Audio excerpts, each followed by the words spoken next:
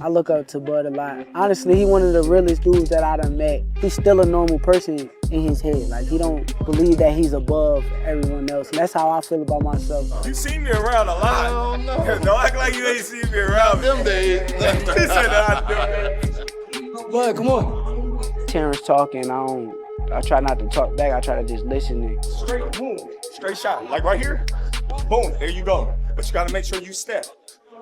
Bam, that's when they're trying to run out.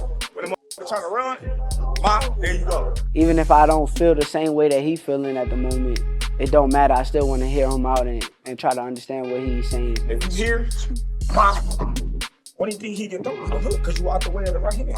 He like a sponge. He soak up everything that he needs to soak up, put it into his arsenal, and then he make the best out of everything that he learned from everybody. Then throw it straight left to the body. At the end of the day, you don't want to feel like a know-it-all. And the people that know it all are the people that don't go very far. You gotta always be a student. You gotta always be able to learn and pick up things from this person, that person.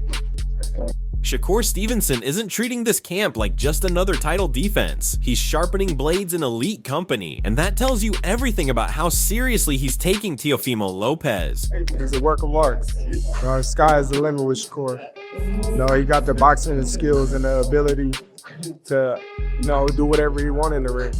And it's gonna be very hard to beat Shakur, with the skills that he possesses and the smarts that he has. And given the opportunity, I think he can pose a great threat to everybody in the division, and be the last man standing given the opportunity. Shakur has been putting in work alongside Terence Crawford, training at D1 Training Colorado Springs, the same high-performance spot where Crawford prepared for his Canelo showdown. That alone changes the temperature of this fight. This isn't just pads and cardio. This is elite-level problem-solving, where timing, positioning, and mental discipline get tested every single round. That I sent somebody to steal his passport, replicate his job, all types of weird stuff. He called me earlier. He's like, yo, when you spar, I'm gonna come to the gym. I'm like, I'm gonna spar at 4 o'clock. I really didn't think he was gonna pull up, but he pulled up. It means everything, his advice and listening to him in the ring. He calling out little shit. I'm trying to make sure I do what he says. So a hell of a blessing to have Bud, Floyd, all these guys backing me, and I appreciate it. I'm just trying to keep pushing and keep getting better and better. Working with Crawford means Shakur is seeing real pressure, real IQ, and real adjustments, not rehearsed looks. You can bet they're drilling control under fire, subtle traps, and how to punish overcommitment without burning energy. It also says a lot about Shakur's mindset, because you don't bring in Crawford unless you're ready to be challenged, corrected, and pushed past comfort. I hurt my hand.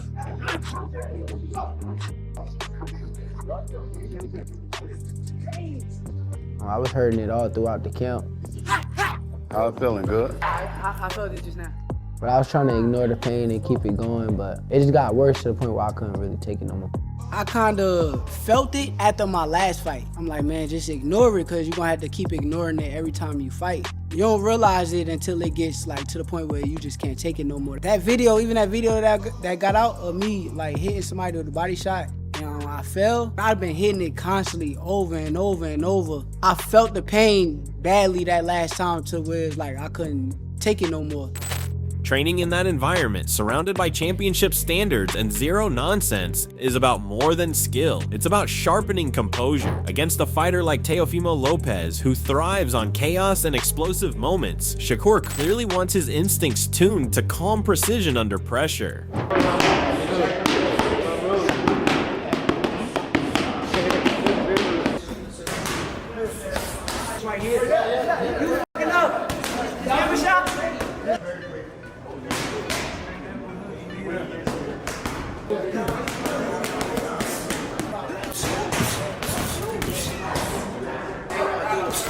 This camp feels intentional, serious, and quietly dangerous. The kind of preparation that doesn't talk much, but usually shows up loud on fight night. And just when you think Shakur grinding with Terence Crawford in Colorado is the final boss energy, here comes Keyshawn Davis sliding in with the calmest, most grown man breakdown of this whole thing. I'm listening to him and thinking, yeah, this is what it sounds like when someone's actually been in the trenches with both guys, and it isn't chasing clicks. He's not yelling, not picking sides like it's a Twitter poll. He's basically saying, relax, this fight is gonna breathe before it bites. At the end of the era, it may have been Teo and Shakur, especially if you would never fight Shakur, right? How do you see this fight playing out? I see it playing out, let's say, I see it starting off slow. Okay. And then I see as Shakur wins the first round, as Shakur wins the second round, slowly, I think Teo is going to eventually start picking it up and start imposing his will. Right. And then, it's just going to go from there. That's how I think it's gonna go. That's a fair assessment. That's a fair one. Especially for that to be his brother. I think it's gonna be close. I think it'll be closer than people think. Teo's. And that part matters, because when Keyshawn says it starts slow and then Teofimo ramps it up, that's not theory, that's lived experience talking. I like how he keeps it honest too, no fake disrespect, no pretending one guy can't fight. He flat out says Teofimo can fight, and if you deny that, you're lying to yourself. At the same time, he doesn't duck it either, he still leans Shakur by points, just closer than people expect. And that's the key word here, closer. Not a cruise, not a shutout, not a viral meltdown, but a real fight where momentum swings and both guys have to answer uncomfortable questions. I think it'll be closer than people think. Good. Hey, one thing I can say though, because I've been seeing, we've been amateur together and stuff. Right. Yeah. Teo can fight. Tell him that. Teo can fight. Winning back if then. you said he couldn't, you'd be lying. Right. That's a real assessment though. I think Shakur still wins, but it's gonna be closer than what people think. Teo is nice. A lot, man, no doubt. Yeah, and Keyshawn, speaking of Teo, you've been vocal about your desire to fight Teofimo Lopez. And of course, I was there in Las Vegas, right, when you FaceTime Teo.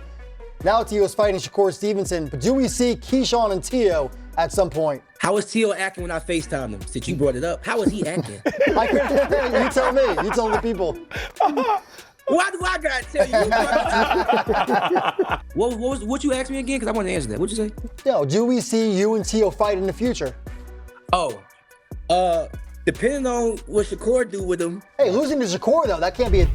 What really stands out to me is how Keyshawn separates friendship from reality. He gives Shakur his flowers for being there in low moments, but when the bell rings, all that turns into analysis, not emotion. That's rare. No hype man talk, no burying anyone's future, just it depends how you lose energy. And honestly, that's the most realistic take yet. This isn't legacy ending territory for either guy, it's legacy shaping territory. We're not watching a collapse, we're watching two timelines collide, and if you're expecting a one-sided story, Keyshawn basically told you to lower your volume and pay attention. It depends how bad he loses. I was about to say, so you think it's going to be bad? Let's say he loses a competitive fight. Yeah, I think that would be the most common answer is Shakur outpoints him in a very competitive fight. Beats him. What then? What then for you and Teo? For the businessman, huh?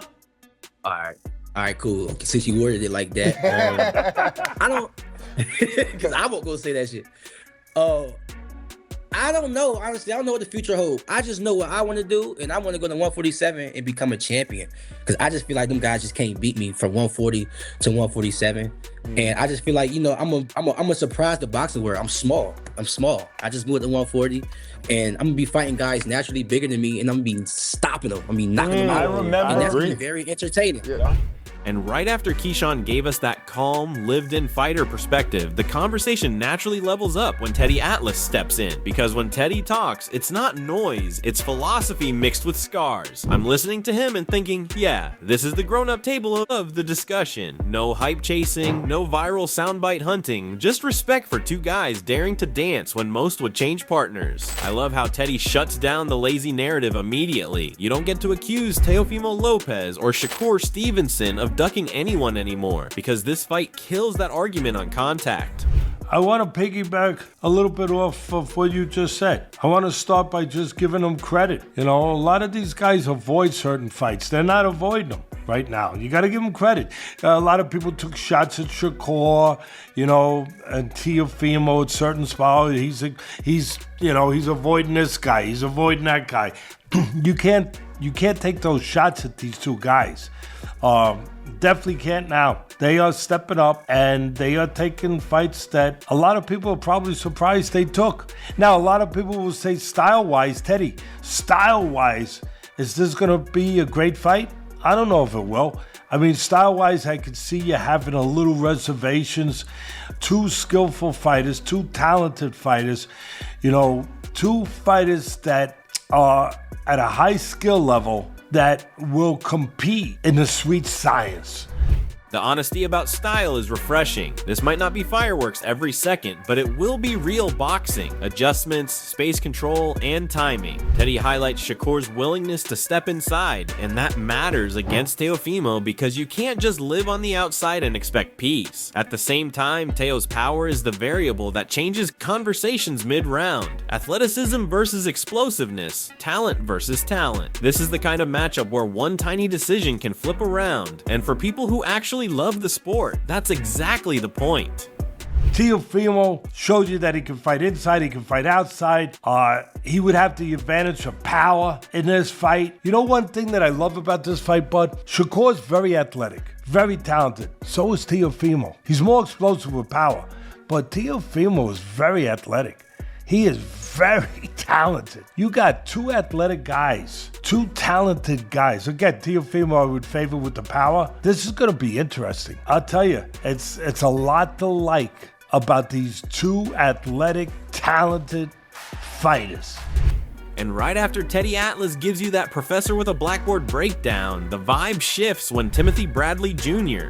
jumps in because Tim doesn't analyze boxing like a spectator. He talks like a guy who's been in there hearing his own heartbeat. I'm listening to him and thinking, yeah, this isn't about height. This is a warning label. He's basically telling everyone, commentators included, if you come into this fight lazy, you're going to miss the whole story. This isn't a rock'em sock'em fight. This is a chess match where every inch is earned and every mistake is expensive. And I love how he frames it. Fundamentals versus explosion.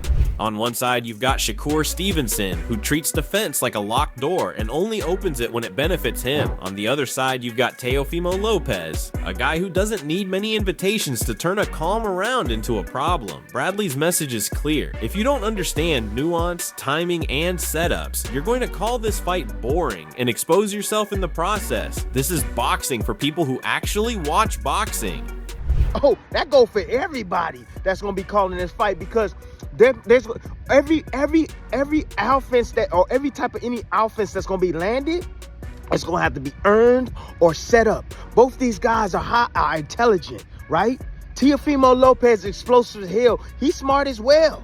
You gotta remember this man was the first man to beat Lomachenko. Yeah, well before Haney. Yeah, So. Look, check this out. And you already know Shakur Stevenson. You know what he bring into the ring. Defense first. Yep, defense first. You ain't getting nothing. I'm gonna get mine when I get mine and when I want to get mine, but you ain't getting nothing. And here's where Tim really hits his stride, because he kills that lazy Shakur can't punch talk without raising his voice. I'm nodding along like, facts. Power isn't just about muscle, it's about timing, placement, and catching you mid-thought. That's grown man boxing. Bradley's examples aren't random either. He's reminding you that explosiveness without discipline gets punished, and discipline without awareness gets cracked open eventually. If Teofimo rushes in reckless, he could find himself resetting faster than he planned. But if Shakur gets too comfortable and starts assuming control equals safety, that's when the danger sneaks in. What I really respect is how Tim frames this as a fight that rewards intelligence. No freebies, no coasting. Every offense has to be built, disguised, and earned. And for us as fans, that's the beauty of it. This isn't about who throws more punches, it's about who understands the moment better when it counts. If you're locked in, this fight will feel tense, layered, and fascinating. If you're not, you'll blink and miss why one small exchange just decided an entire round. So look, y'all might perceive this fight as being boring and this and that. This is gonna be one hell of a technical battle that I can't wait to see. I can't wait to see this battle. Oh yeah. Yeah, because what y'all gonna witness is, I'm gonna tell you right now what you're gonna witness. You're gonna witness fundamentals, great fundamentals, versus that explosive stuff. You know what I'm saying? That explosive stuff. So like, let me give you a prime example. not to this degree, but Tonio Tarver, Roy Jones. Tarver had them fundamentals down. Roy didn't. Had them fundamentals down. Here's my call, and I'm not hedging it. I see this fight starting exactly how Shakur wants it to start. Clean lanes, controlled distance. Teofimo having to earn every inch like it's rented space. Shakur Stevenson will bank early rounds with precision and make it feel like he's got the remote control. But here's where it gets uncomfortable. This is not a 12-round seminar. Somewhere in the middle rounds, Teofimo's timing starts syncing up. The reads sharpen, and those sudden bursts stop being guesses and start becoming statements. Teofimo Lopez isn't going to win minutes. He's going to steal moments, and moments matter when judges are human. I don't see a blowout, and I don't see panic. I see tension. I see Shakur adjusting brilliantly, but I also see Teofimo forcing him to work harder than he wants to, especially late. My edge goes to Shakur by a tight decision, not because he dominates, but because his discipline survives the chaos just long enough. And if people walk away arguing, replaying rounds, and splitting scorecards, that's not controversy. That's proof this fight delivered exactly what real boxing looks like. Now, I understand what happened. Now, yeah, look, if Teofimo Lopez, he get out of line and he want to run in there that fire and he get his behind caught, just like Norman Jr. got his behind caught, talking about, oh, he can't punch. Oh, he can find himself picking himself off of the canvas too. Yeah, talking about Shakur can't punch. I don't see many guys just running in there on Shakur. But anyways, look, y'all already know what it is. Precision, timing, right? Hitting the dude when he don't see something coming. That's power. Now, it's really on you. Drop your take in the comments and don't hold back. Tell me how you see this fight playing out, who controls it, who cracks first, and why. I want real boxing opinions, not scoreboard watching, because this is the kind of matchup that deserves actual discussion. And yo, if you're rocking with the breakdowns, the reactions, and the real fight talk, don't ever forget to like, share, and subscribe to Boxing Headquarters. That support keeps this thing moving and lets us keep doing this the right way. We're locked in all the way to fight night. So stay tuned. See you in the next one.